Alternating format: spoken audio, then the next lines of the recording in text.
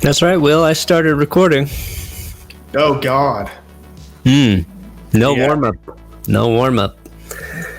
Just getting straight to football intercourse today here on That's Good Broncos. A very sexual podcast that's about the NFL, but mostly the Denver Broncos. We got a little bit of news coming down the old Telegraph. The Morris code. There it is. There it is. Yeah, finish that, Will. Oh, the charges against Jeudy have been dismissed. Cool. So we'll talk a little bit about that. We're actually going to dive into a few Broncos I think are going to have or could have big impacts for the team this season that we really haven't talked about for a while.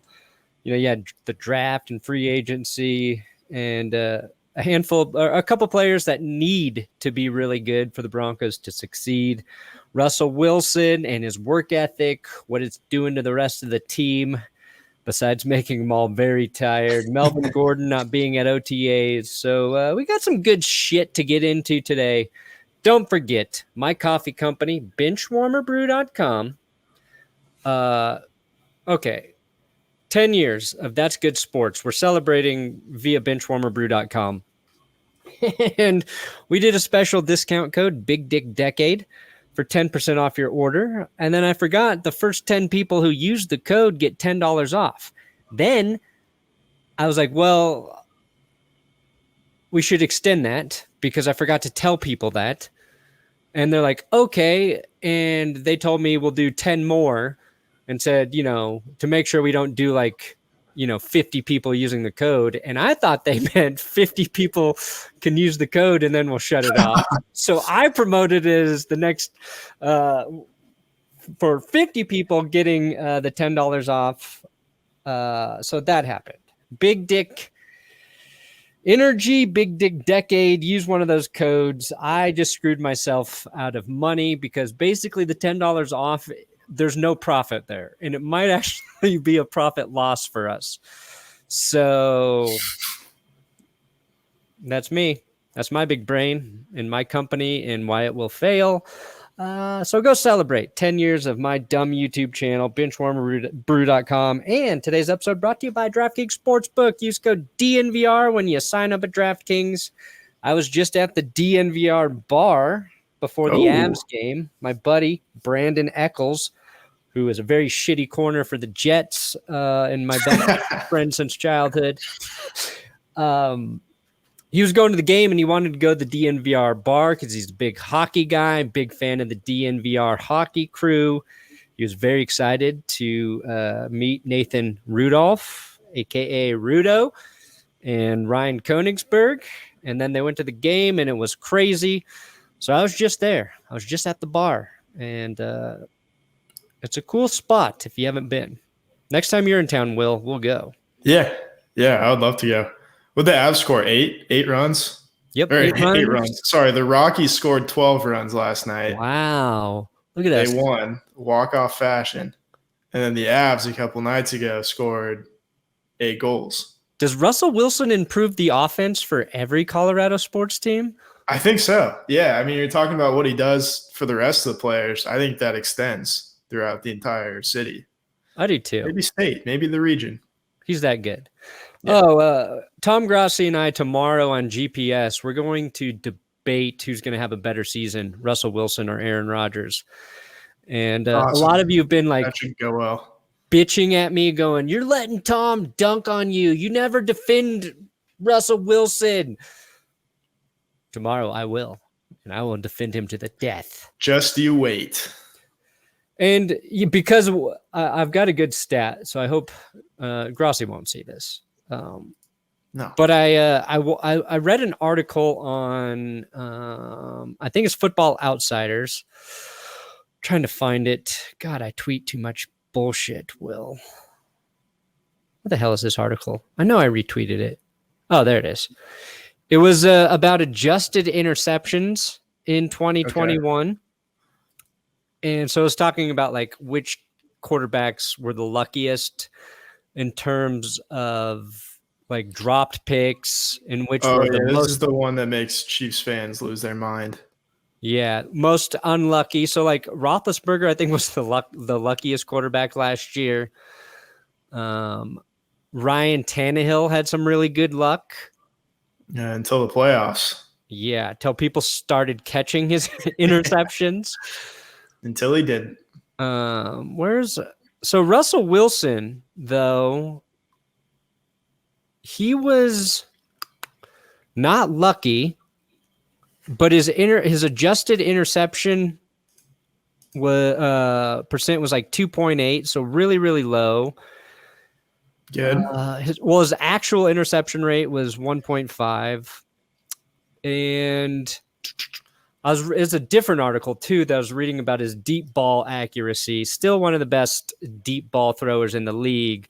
So I got to do some more research on those stats for tomorrow. But I got some good ones for Russell Wilson, in addition to talking about the leap Aaron Rodgers made after they got rid of Mike McCarthy, and how I think Russell Wilson's going to have a similar sort of path with the new offensive-minded head coach. Because if Grossi tries to argue, that Aaron Rodgers is really good, and be like, well, he got rid of that dipshit coach who wouldn't help him on offense, just like Russell Wilson did with Pete Carroll. Boom! I'm going to win the debate. I've got a stat for you. Russell Wilson visits children in hospitals. Aaron Rodgers puts children in hospitals. Huh. Ever think about that? Yeah. And then I show the clip of him throwing the football at the kids. Yeah. Yep. Russell Wilson, biggest hands in the league, right? I think that's true. It might be Dak Prescott, actually. I think, hands in ratio to height, relation to size. Yeah, definitely the biggest. But if you guys got any other good stats for Russell Wilson for me tomorrow, please just drop those in the comments for me. How about this one? More Super Bowl appearances. Yep, same number of Super Bowl wins. Head-to-head NFC Championship. No, they have the same number of appearances. No, Russell went twice. Oh, that's right. Rodgers only went once? Yeah. God. And that was like 12 years ago. Dang.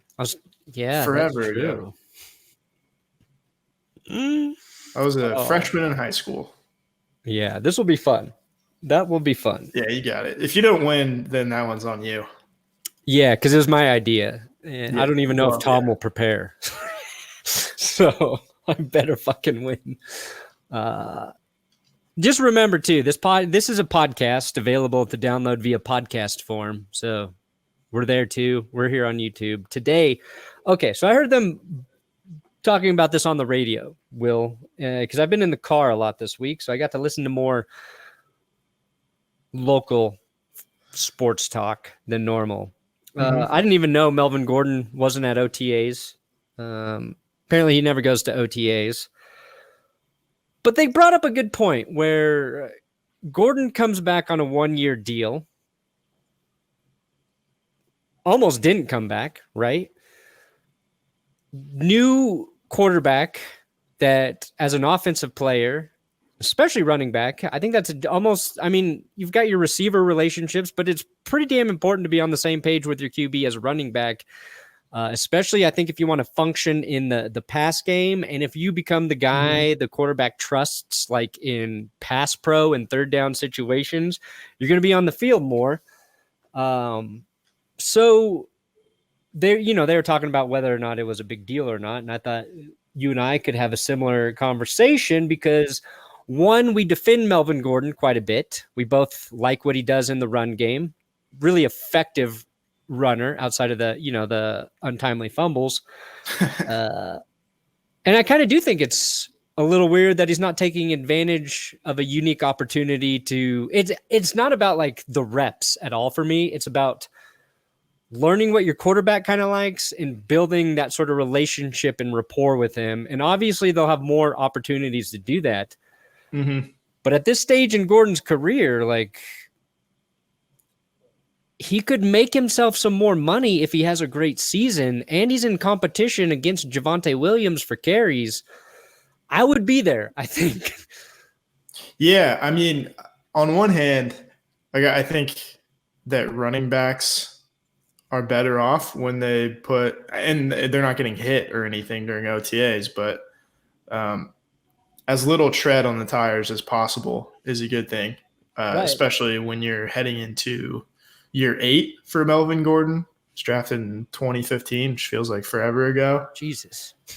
There's kind of another angle too where he hasn't played in the NFL with Russell Wilson, but they did overlap at Wisconsin. So they do know each other and they are friends and they have a little bit of chemistry. That's a good point. On the other hand, that was like, 10 years ago? Maybe they have sleepovers together still. They might have sleepovers. Yeah, so they know each other. I don't think they have any problem getting to, building chemistry essentially. But, when it comes to installing an offense, and getting on the same page in a new offense, not like they're running the same stuff they did at Wisconsin or anything, then I think there's a case to be made that this could put Javonte Williams a little bit over the top in terms of, okay, maybe it was even going into OTAs. Now maybe coaches are thinking, hey, this guy's going to get 60% of the touches now instead of 50-50. Yeah, because it's not even just about Russell Wilson, like you said. It's Hackett in a new offense, and maybe you want to make an impression on the coach just as much as the QB there. And Hackett's already said it doesn't matter to him; they're voluntary, and he doesn't seem like a coach who actually gives a shit about that stuff. Because he seems like a cool coach, you know what I mean? But I think there's something to be said if you are a veteran. And you do show up for the shit you don't have to, at least for the one off season where you're going through all this change. Maybe it helps you a little bit. So again, it's one of those things you talk about in the off season because there's not a lot to talk about. Who's there, who's not, who should be, who shouldn't. I just kind of thought this one was interesting after thinking about it for a little bit. Plus, they brought in Mike Boone and he was hurt and then never used. I'm kind of curious to see what he can offer them in the run game as well. But yeah, it seems like every time he touches the ball, he goes for 5.5 yards throughout his career.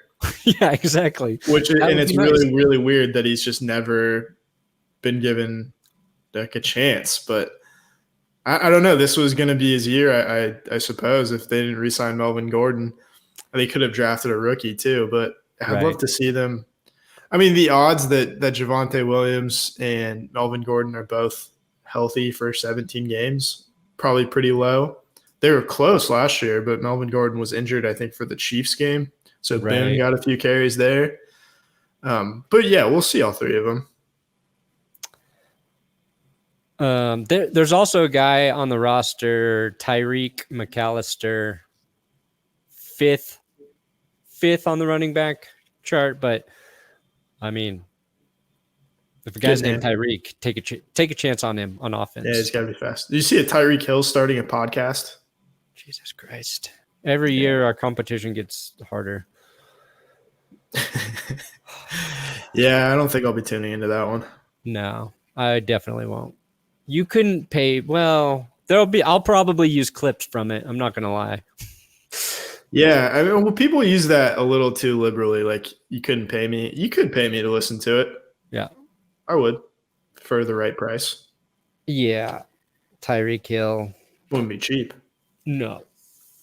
Everybody's got a fucking podcast. Why are you even listening to this one? That's my real question. I mean, it's kind of an honor with the hundreds of thousands of millions of podcasts out there that you would spend 5 minutes listening to this. I know. It's crazy. It's kind of an honor if you are a person and you don't have a podcast.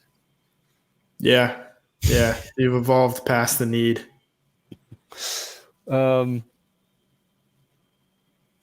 Yeah, that's all I have for Melvin Gordon. Melvin Gordon not there. Jerry Jeudy is there. He's there. And just as we suspected, the charges against him dropped. So a judge made it official.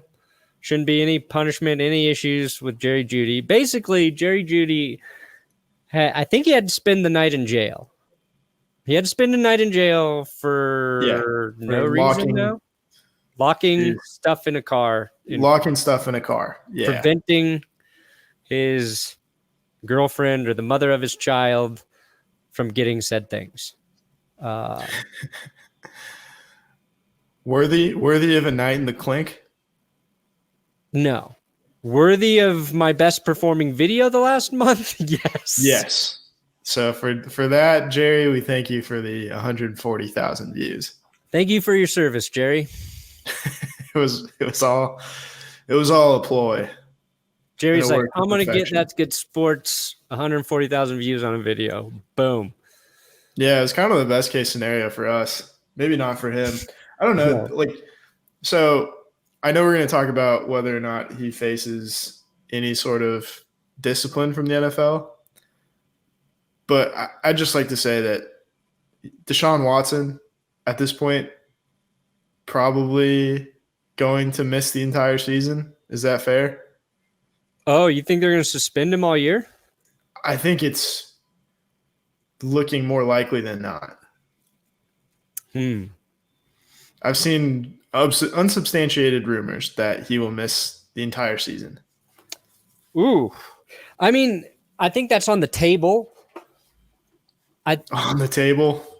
Well, I mean, I think like the other poor choice of words. I think he might play this season if there's no resolution on the legal side and that the suspension doesn't happen until next year. It feels like the NFL is going to wait as long as they can, obviously. I mean, they've done their own investigation. 14 months, so yeah. Take your time, NFL. Yeah, they've done their own investigation. The NFL also has a couple other things going on, keeping them busy. It's Dan Snyder and John Gruden. Yeah, so that's true. They might, like, in terms of legal shit messes, Dan Snyder, John Gruden, then probably Deshaun Watson in their order of things they need to handle, because both Goodell, I think it was Goodell and Snyder, it's on a video we're working on, they have to reappear before the House committee that's investigating the Washington Commanders or whatever. And then Gruden won his case, and so they're going to be trying to prove that the NFL was out to get Gruden. So they're going to get access to a bunch of emails and shit, and we might see stuff come out about Roger Goodell. So they have some issues there. I hope the NFL follows through and, you know, appropriately punishes Deshaun Watson, and it's a full season. Is that appropriate to you think? Well, if he's guilty of the worst crime he's being accused of, then he shouldn't play ever again. But these are civil suits, and the criminal charges, they have not made it to, they have been denied, you know, their day in court, saying like there's not enough evidence for the criminal charges. So, like, he's accused of sexual assault all the way to, you know, sexual misconduct and whatever. So, I mean, yeah, like if he sexually assaulted a woman, then he shouldn't play in the NFL ever again. But at this point, it's just a civil case, so I don't know what they can prove. But if the civil case falls in favor of the 22 accusations, which 23. Are a lot, 23 now, then, you know, at least a year makes sense. But the fact that they structured it where he's not going to lose, basically, he's going to lose the least amount of money possible is just fucking gross. And the point, Jerry Jeudy shouldn't be suspended at all. Yeah. That's where we were going with that, right? Yeah. So good job tying that back around. I was going to use the Deshaun Watson scale in terms of severity of the crime versus games suspended and say, if he misses 17 games, then on the Watson scale, I think Jerry Jeudy, it would be appropriate for him to miss half a play. So I think Half a play. the Broncos should have to start with 10 players and snap the ball. And after a second and a half, roughly, Jeudy has to come in from the sideline. No, and then back of the start end route zone. late. We see how far Oh, Russell maybe Wilson back of can the end throw it. zone. I like that too. Yeah. We see how far Russell can moonball that. Yeah. Jeudy. So I think that's an appropriate discipline. Yeah, I totally agree. Precedent. And I'm glad our legal system looked at that case and said, this doesn't seem worthy. Because all the info we had, that's what it felt like. You don't want to put your foot in your mouth and say that until a professional has looked at it. And hopefully Jerry can, work through that relationship to make it not get to that level. And this is not an issue again. Agreed. More importantly, how do we feel about the nickname Woodthrow Wilson for Russell Wilson? Oh. Because we had Teddy Roosevelt. Yeah. And I got to credit Nick, who in a spot yesterday made us a background for the YouTuber game. Yeah, the YouTube baseball game. Yeah. He was asking about shirts, and he's like, I got a dumb idea. What about Woodrow Wilson? I was like, well, what about Woodthrow Wilson? Oh. I don't know if I can make it stick. You never know with nicknames. Like Obviously, Teddy Roosevelt's stupid, but people like it. Could we get you had behind Roosevelt, Woodthrow then you had Wilson? Sorry, you had Roosevelt, Taft, and then Woodrow Wilson. So obviously Teddy was Theodore Roosevelt. I guess Locke is kind of like Taft. And then, Woodrow Wilson. Woodthrow Wilson. He was the sitting president during World War I, I believe. Oh. They need they have like Pro Football Reference for players. They need like a presidential reference page for presidents. Yeah, there needs to be presidential stats like that too. Yeah. Like war started, drone strikes, scandals. Economy stats, GDP growth, debt, soldiers lost, all that shit. Yeah. Times Osama bin Laden was killed. Yeah. I think anyway, that's an idea for another day. But I do like that idea, Woodthrow Wilson. Okay. Let's see if we can make it stick. Once the season approaches, maybe we can do those shirts. Because I can't, I'm pretty sure Russell's probably already trademarked anything remotely close to what he can make money on. He does seem like that kind of guy. He needs to release the Let Russ Cook trademark because that ruined him. I'm sure Mr. Unlimited is out there. It's only a time before Let's Ride is probably trademarked. So we need our original, and I think Woodthrow Wilson might be it. Yeah. All right. Let's do it. Now, stop at DraftKings Sportsbook. And let me tell you, the NBA is an official sports betting partner of the NBA. This week, new customers can bet $5 on any team to win and get $150 in free bets. That is action for the friggin' finals, guys.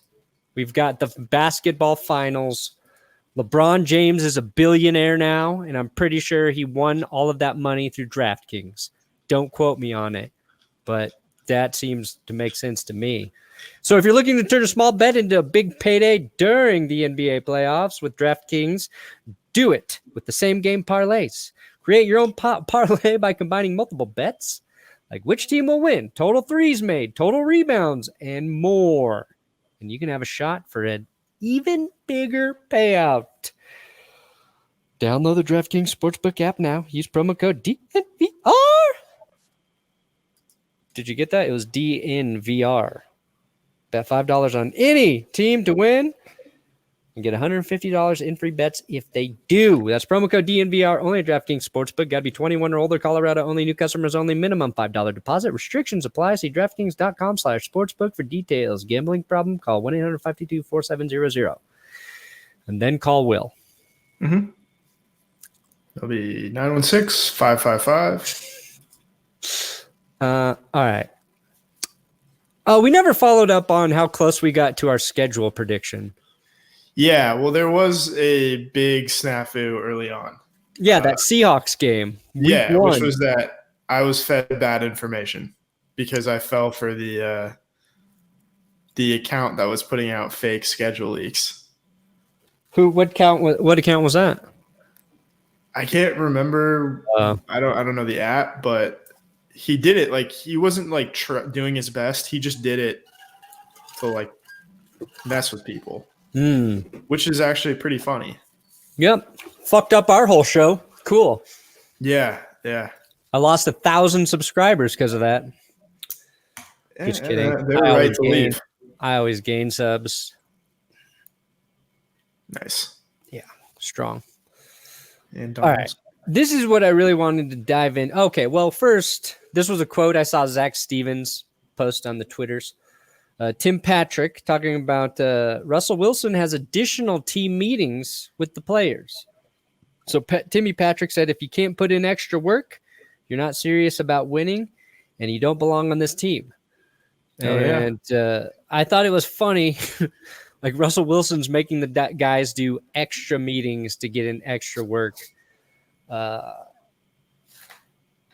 don't know why I thought it was funny. Like I'm excited about it because it means we've got the guy. Like we know we got the guy, but we got the guy who's literally trying to make everyone better and be on the same page with him. Is going to over prepare himself, going to over prepare the guys, and it's just another one of those little things getting me just so.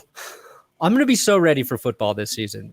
What do we have? Like 99 days until the Broncos play for the first time? Probably. For real. I mean, I don't know. You got preseason. To me, the season starts at preseason because there's just a lot more work. But, yeah, less than 100 days. Official. Can't come soon enough. Love that shit. That's my point. Make them do 100 meetings a day, Russ. I don't care. As long as we get to the playoffs. That's all that matters. That's right. Okay. To get to the playoffs, segue. I want to talk about players who may have a huge impact in 2022 that we haven't really talked about. Because we focus on a lot of players. Big name guys. But I wanted to start here, Will, with I think a guy who could be very good for the Broncos this season. And that is one Dre'Mont Jones. I like that call. Especially with a big space eater like DJ Jones next to him. Mm-hmm. I think that's going to be big. That's going to free him up. Nailed it. I think that's going to be the difference between last year and this year. Yeah. Because last year kind of felt like Dre'Mont Jones was becoming more of a playmaker at the position. Right? Like, I don't know how he did every single down. Like, what if it was a run, versus pass, but it felt like he was causing more pressure, getting to the QB a little bit more, and just making some of those plays. And I looked up his pressures, and they were up to 40 last season. So that was up 10 from the season before. Now, Pro Football Focus gave him a worse grade last year than the season prior. Whatever. But, I mean, you lose Von Miller. Chubb took a while to get going. And I think, DJ Jones, I think, is a big addition in the middle. Like, he's a different type of player than Shelby Harris, right?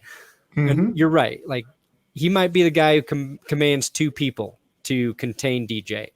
That's going to help him. But the other part of that is if Gregory and Chubb are healthy, and they are pass rushing at the level we all hope they can be, I think that puts an opportunity in Dre'Mont Jones's hands to really be dominant from like that defensive end position, tackle, however like it is, because like if there's pressure on the interior from DJ Jones and then your edge guys are in that elite area, that's when a guy like DJ will feast. It's felt like when, that's when Derek Wolfe was playing his best football, when Von Miller was playing well. So, man, I'm just kind of excited about him as a player, and I think we've seen him get better each year, and this could be like a really big season for him. And I think it's a contract year too, so that always helps a little bit. Yeah, no, that's a good point. He was a third rounder back in 2019, and yeah, he'll be due this year. He also had the game that I was at against the Lions. He had this incredible series where I think he had a sack, tackle for loss, and a tip pass. I remember that series. Yeah, that was crazy. Yeah.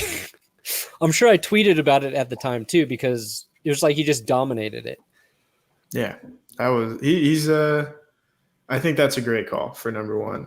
One of the guys I like on this list too is Montreal Washington. Beep beep. I like that one a lot. Yeah, I think it's one of those positions that's so important. Your returner, and obviously he can have an impact as receiver, but if he comes in and he's good at returning freaking punts, that's a huge upgrade. Yeah, well, yeah, I mean, that goes without saying. Another thing, too, is when KJ Hamler got hurt last year, they didn't have anybody on that team that could replicate the kind of stuff that they were running with him. They tried with David Moore and John Brown, but that was a non-starter. So I think Montreal Washington is a little bit of KJ Hamler insurance, too. Yeah, which and that he might need because he gets hurt a lot. Right. And Moore came over from Seattle, right? David Moore, yeah, Seattle. Yeah. And who was he succeeding with there? It was Russell Wilson. Russell Wilson.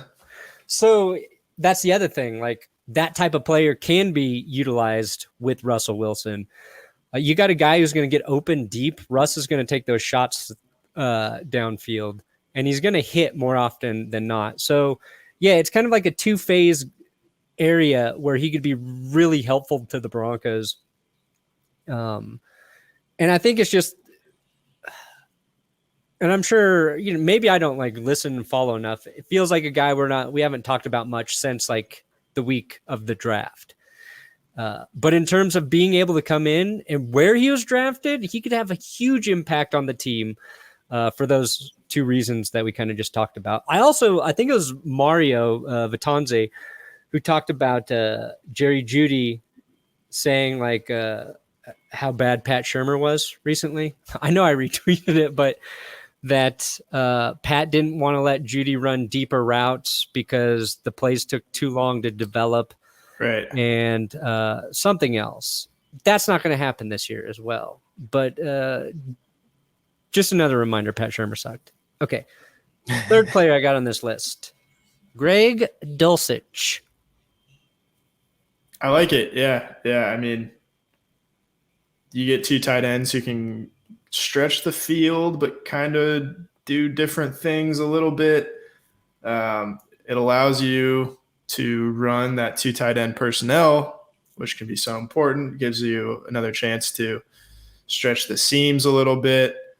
You can put one guy in line in formation, and then you can split out either Okwuegbunam or Dulcich at wide receiver too. You do a heavy package with Eric Tomlinson in there. It just having that extra receiving tight end, I think, gives you that extra little bit of flexibility that can put defenses in bad matchups. So I like that. And he's really good too. That part. Yeah. He's and I think that's good player. He's one of the players based on these early workouts that's impressing people who watch.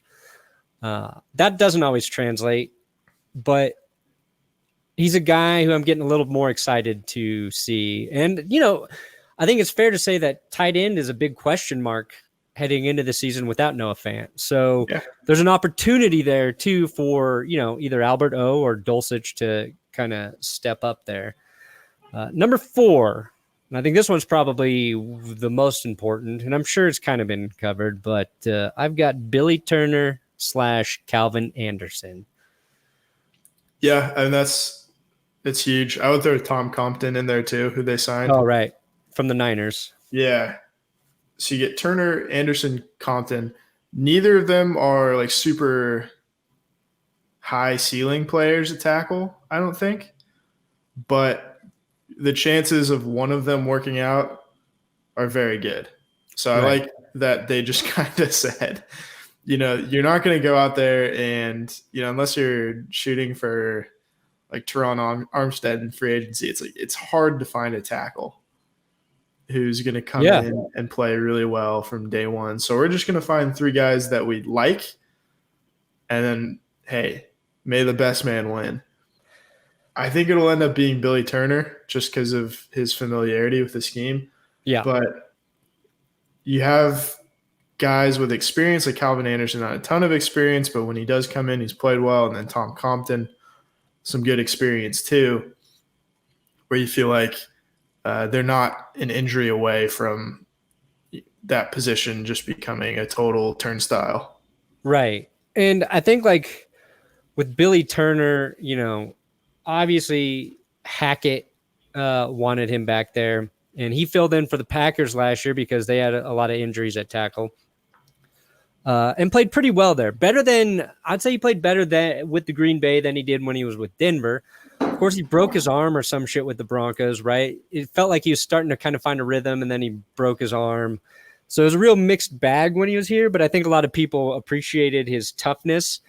And I know a lot of people are high on Calvin Anderson, but that's just that the right tackle position's just been up in the air for so long that it could be a rotation of guys, kind of like you just said, for varying reasons. But if they get solid play there, that'll be huge, I think, for this team.